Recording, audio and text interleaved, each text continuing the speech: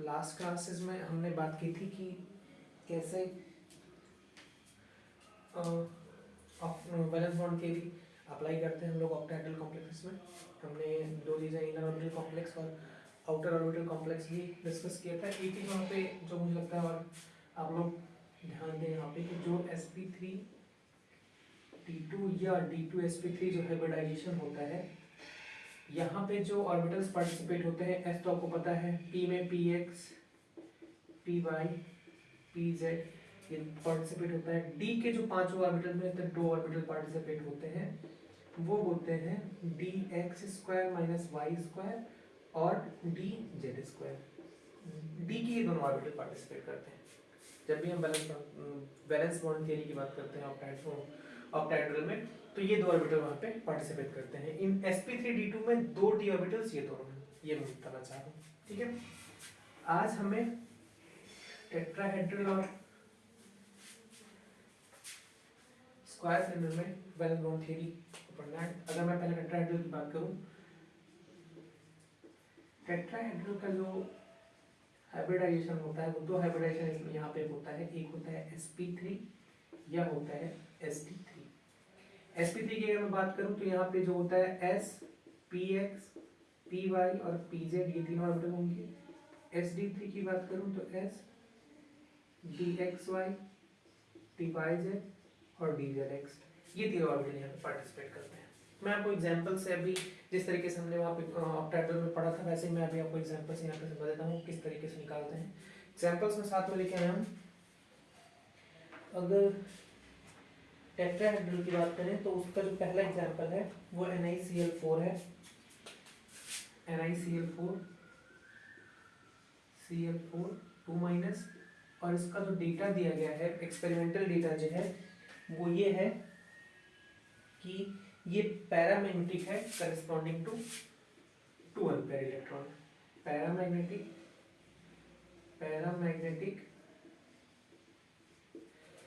Corresponding to 2 unpaired electron. ठीक है, अब हम इसको देखते हैं कैसे क्या है। हमें सबसे पहले इसकी ऑक्सीडेशन स्टेट निकालते हैं। x + 4Cl पे -1 चार्ज होता है इज इक्वल्स टू -2। यहाँ पे आ जाएगा x - 4 is equals to -2, x is equals to +2। यहाँ पे इसका हाइब्रिडाइजेशन ये आ जाएगा। ठीक है, Ni का जो इलेक्ट्रॉनिक कॉन्फ़िगरेशन होता है वो वहाँ पे क्या होता है कि 4s2 3d8 3p0। ठीक है, दो Ni+2 की अगर हम बात करेंगे तो फिर मैं गलत लिख दिया यहाँ पे, सॉरी, हमें लिखना है 3d8 4s2 4p0 ये होता है। दो निकालेंगे अगर हम यहाँ पे तो क्या बचेगा, यहाँ पे 3d8 का एक ही रहेगा, 4s0 हो जाएगा, 4p0 हो जाएगा। इसका अगर हम ऑर्बिटल डायग्राम इसके ऑर्बिटल से अगर दिखाते हैं तो 8 होगा, 1 2 3 4 5 6 7 8। s जो है वो वैकेंट होगा, तीनों p जो है वो वैकेंट होंगे। अभी देखो यहाँ पे Cl एक वीक फील्ड लिगेंड है, ये पेयरिंग नहीं कराएगा। और यहाँ पे ये भी दिया गया डेटा कि दो अनपेयर्ड इलेक्ट्रॉन के करस्पॉन्डिंग पैरामैग्नेटिक बिहेवियर यहाँ पे मिल रहा है, दो अनपेयर्ड इलेक्ट्रॉन यहाँ पे है। यहाँ पे हमें क्या मिलते हैं कि यहाँ पे 4 लिगेंड है। मैंने बताया था स्टार्टिंग में ये वैलेंस बॉन्ड थ्योरी में कि मेटल को कितने वैकेंट ऑर्बिटल प्रोवाइड कराने होंगे जितना उसका कोऑर्डिनेशन नंबर होगा। यहाँ पे जो Ni का कोऑर्डिनेशन नंबर है, अगर हम बात करें तो Ni का कोऑर्डिनेशन नंबर कितना है, 4। तो 4 ही इलेक्ट्रॉन वहाँ पे उसको 4 ही वैकेंट ऑर्बिटल मेटल को प्रोवाइड कराने होंगे। तो एक s और 3p मिला के ये 4 वैकेंट ऑर्बिटल प्रोवाइड कराता है और इसका हाइब्रिडाइजेशन होता है sp3 हाइब्रिडाइजेशन। sp3 hybridisation. ठीक है, अगर साथ ही में एक दूसरा एग्जांपल डिस्कस करूं इसके साथ, वो है NiCO4। NiCO4 ठीक है, CO जो है वो एक न्यूट्रल लिगेंड है। इसका जो एक्सपेरिमेंटल डेटा दिया गया है वो ये है कि ये एक डायमैग्नेटिक है, डायमैग्नेटिक कंपाउंड है या डायमैग्नेटिक कॉम्प्लेक्स है। ठीक है, इसका अगर हम यहाँ पे ऑक्सीडेशन नंबर निकालें तो x plus 4 into CO8 neutral limit है 0 is equal to 0, x is equal to 0। यहाँ पे इस पे ये Na जो है जीरो ऑक्सीडेशन स्टेट पे है।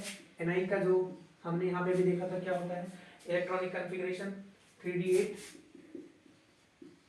4s2 4p0। क्योंकि यहाँ पे जीरो ऑक्सीडेशन स्टेट में है तो कोई इलेक्ट्रॉन निकलेगा नहीं, सीधा इसके ऑर्बिटल्स बनाते हैं हम लोग, ठीक है। 1 2 3 4 5 6 7 8 2 यहाँ पे और ये। अब क्योंकि ये डायमैग्नेटिक है पर यहाँ पे हमें अनपेयर्ड इलेक्ट्रॉन मिल रहे हैं, मतलब ये इसकी एक्चुअल कॉन्फ़िगरेशन इस कॉम्प्लेक्स में नहीं रही होगी। क्या होगा यहाँ पे, क्योंकि CO एक स्ट्रॉन्ग फील्ड लिगेंड है इसलिए दोनों इलेक्ट्रॉन यहाँ पे आएंगे और ये पेयरिंग करा लेंगे और इसकी जो एक्चुअल कॉन्फ़िगरेशन होगी, जो एक्चुअल जो इसको ऑर्बिटल में इलेक्ट्रॉन का अरेंजमेंट होगा वो ऐसे हो जाएगा, ये वैकेंट हो जाएगा और ये वैकेंट हो जाएगा। एक इलेक्ट्रॉन इसके साथ पेयरिंग कर लेगा, एक इलेक्ट्रॉन इसके साथ पेयरिंग कर लेगा। यहाँ पे भी इसकी कोऑर्डिनेशन नंबर 4 है। मेटल को 4 ऑर्बिटल प्रोवाइड कराने थे तो ये यहाँ पे एक s 3p मिला के ये sp3 4 sp3 hybridised orbital provide कराएगा और इसका जो हाइब्रिडाइजेशन होगा वो sp3 हाइब्रिडाइजेशन हमें मिल जाएगा, ठीक है।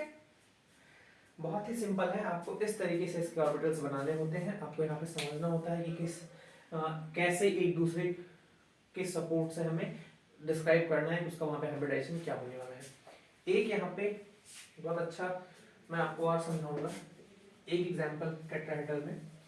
अभी तक हमने जो दोनों एग्जांपल्स लिए वहाँ पे sp3 हाइब्रिडाइजेशन हमें मिल रहा था। अभी एक sd3 हाइब्रिडाइजेशन का मैं आपको एग्जांपल कराऊंगा जो है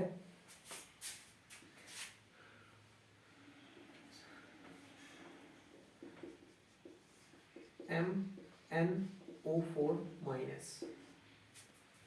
अगर इसकी बात करें यहाँ पे अगर हम इसका ऑक्सीडेशन स्टेट निकालते हैं तो X+4 ऑक्सीजन में -2 चार्ज होता है is equals to -1, X is equals to यहाँ पे क्या हो जाएगा +7। मैग्नीज यहाँ पे जो है +7 ऑक्सीडेशन स्टेट में है, ठीक है। बात करते हैं अगर हम लोग तो यहाँ पे क्या हो जाएगा, Mn का जो इलेक्ट्रॉनिक कॉन्फ़िगरेशन होता है वो होता है 3d5 4s2 4p0, ठीक है। 7 इलेक्ट्रॉन निकल जाएंगे, 5d से निकल जाएंगे, 2s से निकल जाएंगे। Mn+7 जो बचेगा वो एक्चुअल में आ जाएगा 3d0 4s0 4p0। सारे इलेक्ट्रॉन यहाँ पे एक भी इलेक्ट्रॉन इसमें नहीं है, ना तो d में है ना तो s में है। और अगर अब हम इसकी बात करेंगे तो यहाँ से अगर s को दिखाया जाए, यहाँ अगर d को दिखाया जाए तो एक s और 3d मिलके यहाँ पे जो हाइब्रिडाइजेशन होगा वो बना लेंगे sd3 और 4 sd3 हाइब्रिड ऑर्बिटल्स मिलेंगे जिसमें ऑक्सीजन अपना इलेक्ट्रॉन लोन पेयर डोनेट करके कोऑर्डिनेट बनाएंगे और इस कंपाउंड का जो हाइब्रिडाइजेशन होगा वो sp3 हाइब्रिडाइजेशन होगा, ठीक है। अब हम इसके बाद बात कर लेते हैं स्क्वायर प्लेनर की। हमने 2-3 एग्जांपल देख लिए टेट्राहेड्रल में। स्क्वायर प्लेनर में भी हम एक दो एग्जांपल देखेंगे और समझेंगे किस तरीके से वहां पे चीजें होती हैं। स्क्वायर प्लेनर की अगर हम बात करें तो उसका जो हाइब्रिडाइजेशन होता है, हाइब्रिडाइजेशन वो स्क्वायर प्लेनर में होता है स्क्वायर प्लेनर में या तो होता है dsp2 या होता है sp2d। यहाँ पे s px और py, p के यही दो ऑर्बिटल पार्टिसिपेट करते हैं और d जो पार्टिसिपेट करता है dx² - y², ये 4 ऑर्बिटल इस हाइब्रिडाइजेशन में पार्टिसिपेट करते हैं। इसका जो एग्जांपल मैं लेके आया हूँ वो है NiCN4 2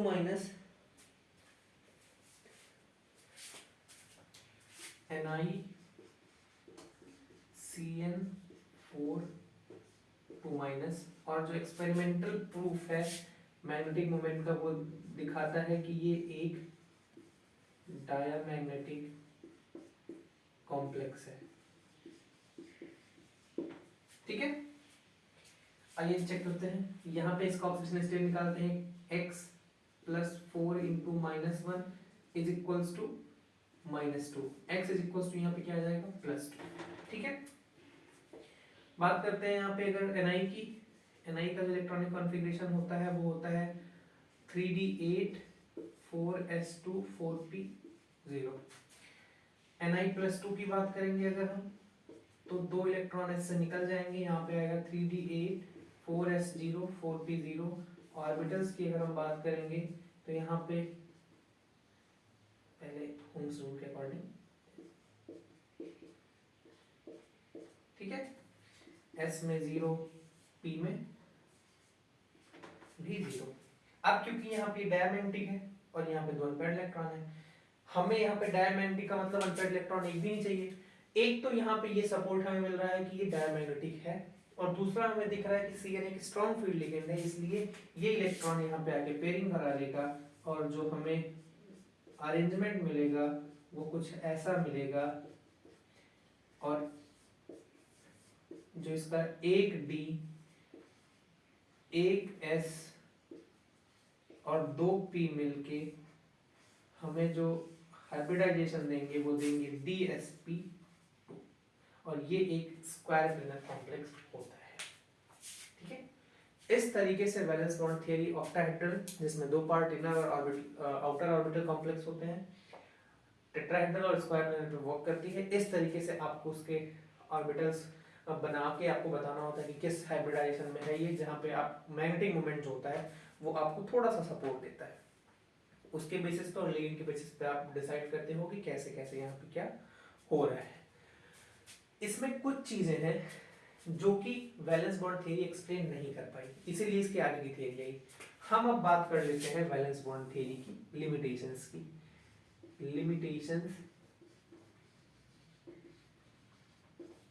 of valence bond theory. ठीक है, पहले जो इसकी मेन लिमिटेशन है, इसने बता तो दिया कि ये एक स्ट्रॉन्ग फील्ड लिगेंड है और ये एक वीक फील्ड लिगेंड है, पर क्यों है ये एक्चुअल में एक्सप्लेन नहीं कर पाई। It can not explain why some ligand behave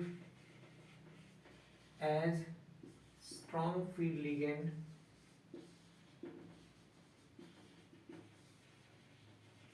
and some ligand behave as weak field ligand।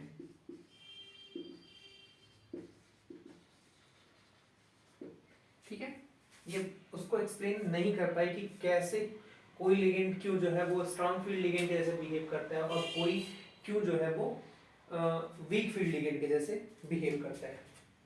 और ये एक चीज और नहीं बता पाई कि कैसे और क्यों ये जो होते हैं स्पेक्ट्रा मिलते हैं हमें कंपाउंड्स के।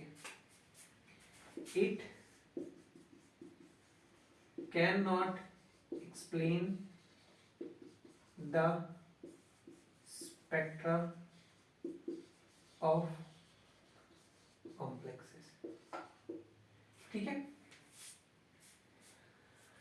और इसकी जो लिमिटेशन थी कि क्यों कुछ लिगेंड्स पेयरिंग कराते हैं, why strong field ligands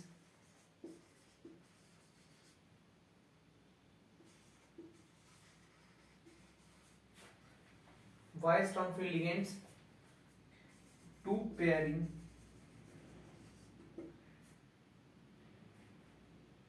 of electrons। Strong field ligand क्यों इलेक्ट्रॉन्स की पेयरिंग करा देता है। ऐसी और भी चीजें हैं जो वैलेंस बॉन्ड थ्योरी एक्सप्लेन नहीं कर पाई, और इसी कमियों को दूर करने के लिए एक नई थ्योरी आई जिसे बोलते हैं क्रिस्टल फील्ड थ्योरी।